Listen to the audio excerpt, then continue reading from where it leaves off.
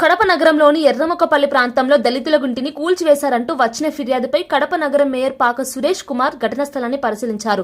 21వ division incharge Subbarayudu, స్థానిక నాయకులు శ్యామ్సన్ మేయర్ దృష్టికి ఈ ఘటనను తీసుకురాగా ఆయన ప్రత్యక్షంగా అక్కడికి వెళ్లి బాధిత కుటుంబాన్ని కలిశారు.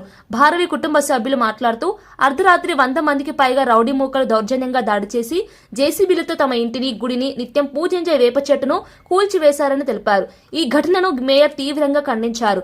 వైఎస్ఆర్ కాంగ్రెస్ పార్టీ బాధిత కుటుంబానికి అండగా ఉంటుందని, భయపడాల్సిన అవసరం లేదని వారికి ధైర్యం చెప్పారు.